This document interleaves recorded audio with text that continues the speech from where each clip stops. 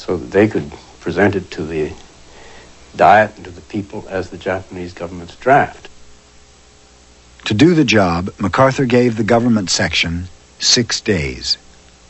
Well, I never thought we could do it. Once I heard him say he wants it by the end of the week, I was thinking in terms of a month or 6 weeks. This was the opportunity that many people would really give their right arms for, because here the small group of people were invested with the responsibility of drafting a constitution for one of the great nations of the world. Here we were, a group of officers, although not a single one of us was a career officer, but still we were hardly comparable to the founding fathers who drafted our Constitution in the U.S., and we knew that. There were 24 authors, among them a congressman, a novelist, a newspaperman, a doctor, 2 academics, and 5 lawyers. No one had any constitutional expertise.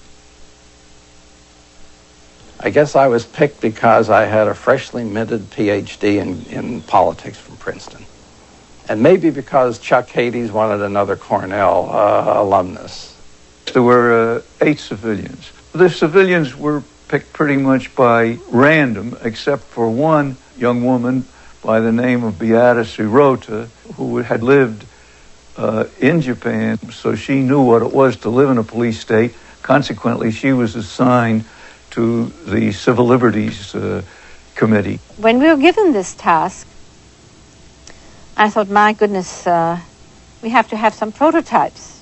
And I took a Jeep and a driver, and I drove from one university library to the other and gathered up as many constitutions as I could. Of course, I didn't want to gather up all the constitutions in one library because it might make the librarian suspicious. So I came back, I think, with maybe 10, 12 constitutions. Richard Poole was born on Hirohito's birthday. He was chosen to write the new constitutional role of the emperor.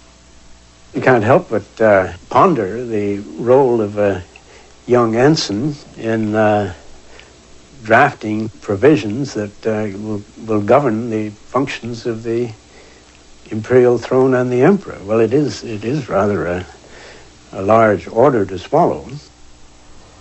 We didn't want him to be just window dressing. On the other hand, we didn't want to give him the powers that he had under the previous constitution.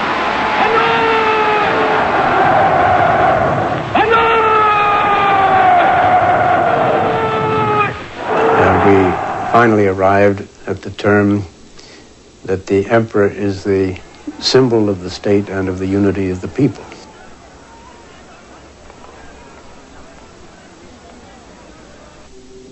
Memories of the war haunted the Constitution.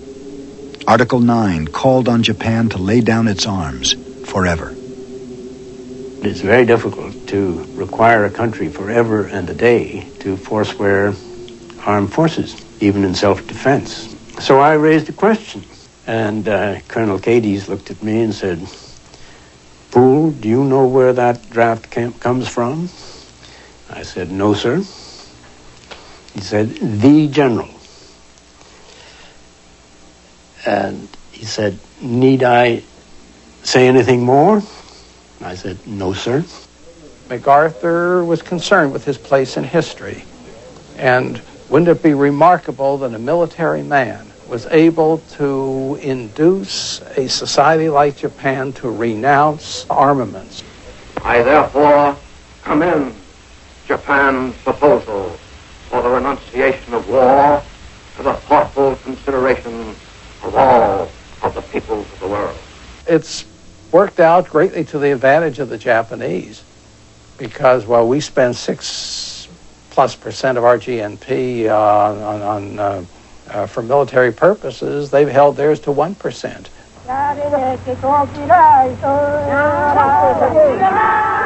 The article on women's rights was written by Beata Sirota.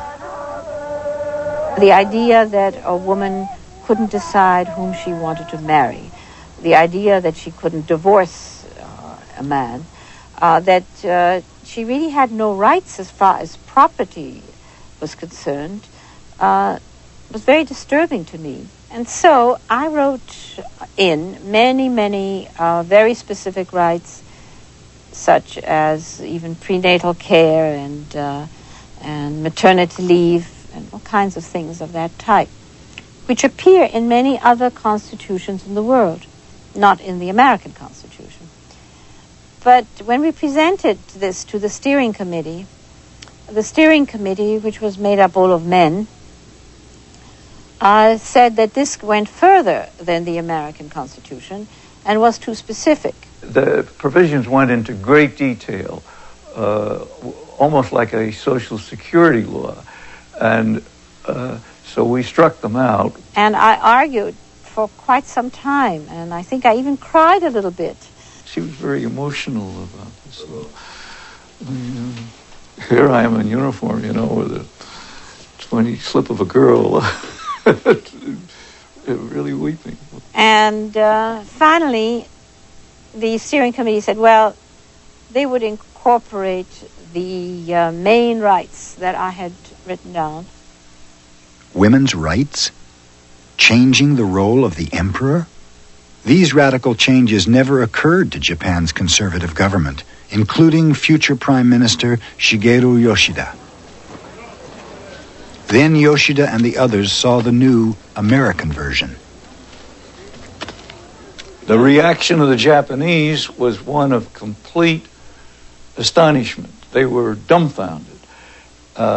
General Whitney passed 4 copies out to them so that they could read the draft, and said, now we know you want to read this and consider it, so my staff and I will go into the garden. When Shirasu came to bring us back, he said to Whitney, we're sorry we've kept you so long standing out here. And Whitney said, oh, think nothing of it. We've been enjoying your atomic sunshine. At which point, incidentally, a B-29 flew over the foreign minister's residence rather low. I thought it certainly had a persuasive element. Japan's conservative government hated the new constitution, but they were in a bind because elections were coming up.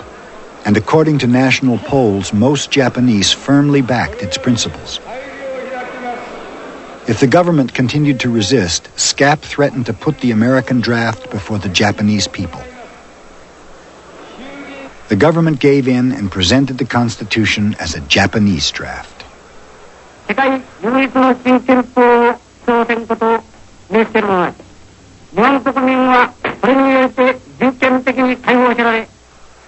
Few people were fooled. Newspapers said, "It smells of butter," meaning distinctly American.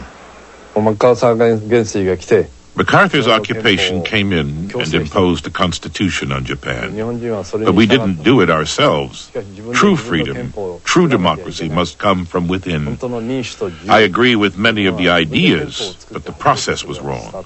We should have done it ourselves.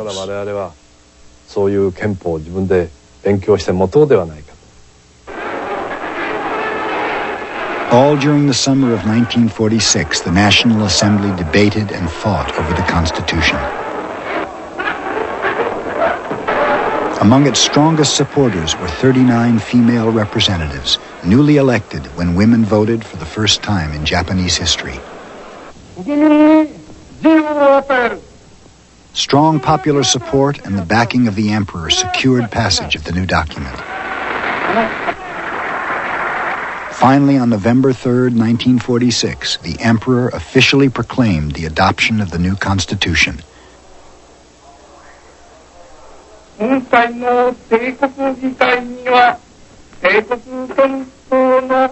has never been amended, despite its foreign origins. It was an American document, and every Japanese at that time knew it, and they know it today. So why has such a foreign imposition survived? The democratic ideas were not something that we brought to Japan. These democratic ideas were there. Many people paid very heavily for espousing them. The writers, the teachers, the artists, the labor unions, the women. There has been, I think, a tacit coalition among these groups